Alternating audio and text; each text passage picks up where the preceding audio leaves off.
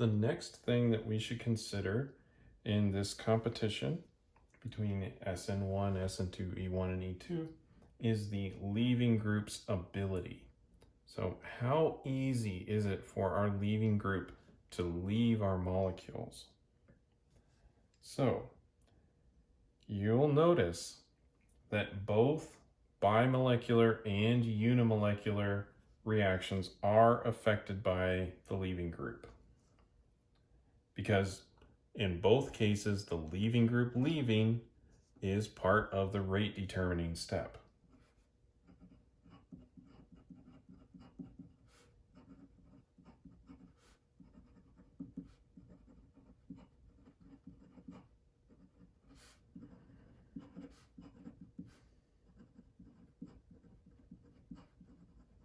So this will affect both unimolecular and bimolecular reactions by how easily this leaving group is able to leave. But by far, this will affect unimolecular reactions more.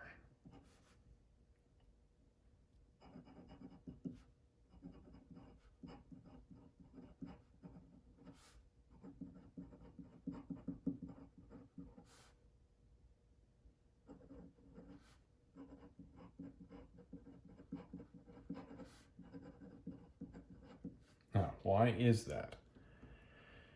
Now, remember, in a unimolecular reaction, the first thing that happens, the thing that is the rate determining step, the slowest step, that leaving group has to leave on its own. No help. Right? So the ability of that leaving group to just get up and leave the molecule is a very big factor in here. Whereas when we have a bimolecular reaction, we have some attacking species coming in. And if we have a very good nucleophile, that can make up for how strong the leaving group is, because the nucleophile just comes in and pushes off the leaving group. So attacking species will help in a bimolecular reaction the leaving group to leave, right? So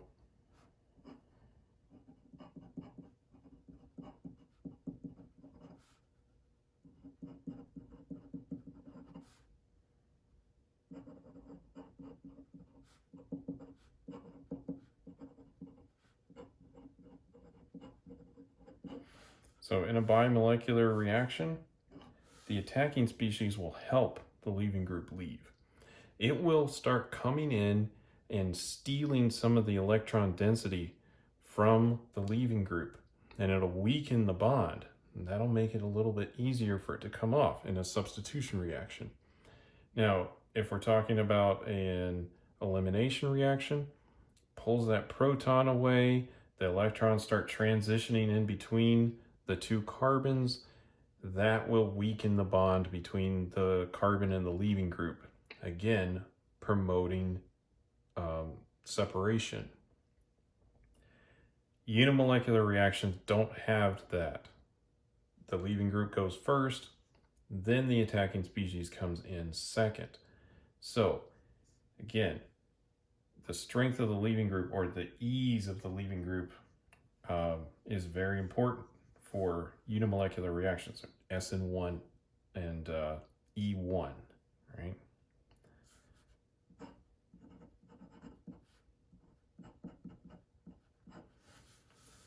Whereas in these bimolecular ones, not as much. Now, I mentioned that the leaving group's ability to leave is very important in SN1 and E1 reactions. So what makes a good leaving group? Well, we want good charge stability.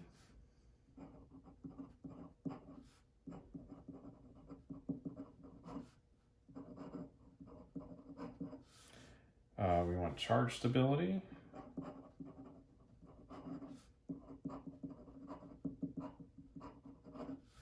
And we want it to be either neutral or a weak base.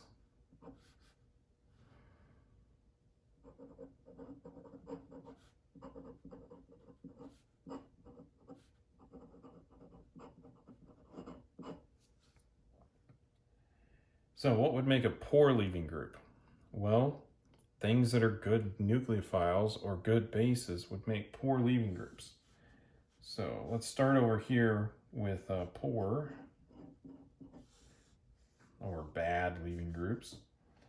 And hydride, nucleophilic carbon, hydroxide, that's a strong base, not a weak base. And it's got a concentrated charge. That's some of the things that's making it a strong base. Nitrogen, nucleophilic nitrogens here. Alkoxides, that's a really strong base. So these are bad leaving groups. Then we'll kind of get into kind of a middle of the road leaving groups. Fluoride, and really anything that's worse than fluoride as a leaving group is just an absolute terrible leaving group. These are not going to leave on their own. They would have to have some kind of help. So we'll just say here, and really fluoride is a bad leaving group too. The fluorine carbon bond is pretty strong.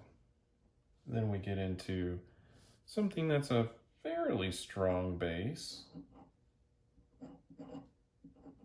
but it's still weak, right? This is a weak base. Chloride, it's getting a little bit easier to spread this charge around, but this is still a pretty concentrated charge. It's a small ion. This is getting a little bit easier to leave. And I think we've had some examples of bromine being a leaving group. Water can be a good leaving group, as well as alcohols. It's kind of similar. Now, keep in mind, right? If we had these deprotonated, these are terrible leaving groups, but with the extra proton on there, the charge stability is great. They're neutral, and they're not very great bases. Then we can come into iodine. That's a pretty good leaving group. And then we get into excellent leaving groups. Now, if we look at this, sulfate, hydrogen sulfate ion, actually. So the conjugate acid of this is sulfuric acid. So this is pretty weak as a base. We're not going to pick up a proton there and make sulfuric acid. And the charge is easily stabilized by resonance. We've got a couple of other oxygens that we can spread that charge around. This is an excellent leaving group. We can make it even better by adding some electron donation in here. Well, H3C.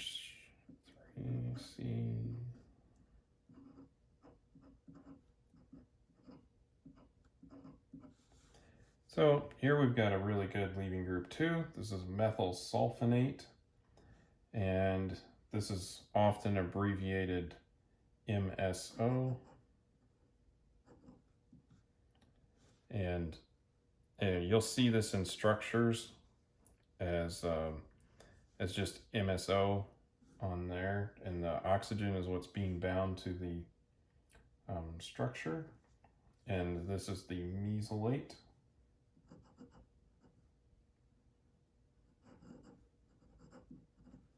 Group.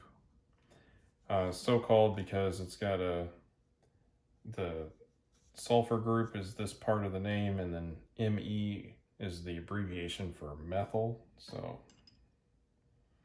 it's methyl sulfonate, but that's the word that we've chosen. Another one that you'll see a lot is a tosylate. This is the para-toluene sulfonate. So instead of the methyl group, we have toluene on here. This is a very, very good leaving group. So if we have this leaving group on here, it's a lot more likely for our reactions to go either SN1 or E1. They'll go fairly quickly. And this one is abbreviated TSO.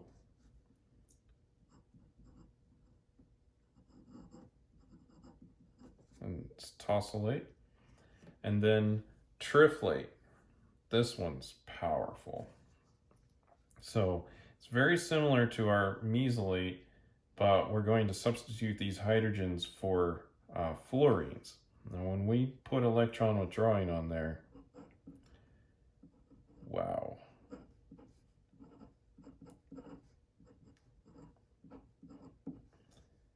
So this is a trifluoromethyl sulfonate, or it's called triflate.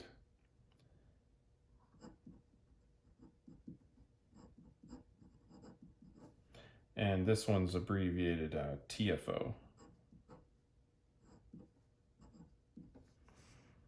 And just for reference, you'll sometimes see these drawn on molecules. So if I were to have, say, a secondary carbon and I put the triflate on there, I just write like this. And that would be my triflate group. This would be an excellent leaving group. So it'd be pretty easy for this to just leave the molecule and make a carbocation there. So these are some examples of the leaving groups, kind of what makes a poor leaving group, what makes excellent leaving groups. Again, comes down to charge stability and it being a very weak base. These are excellent examples of weak bases. And if we have a very good leaving group, this will promote SN1 or E1 over their bimolecular counterparts, SN2 or E2.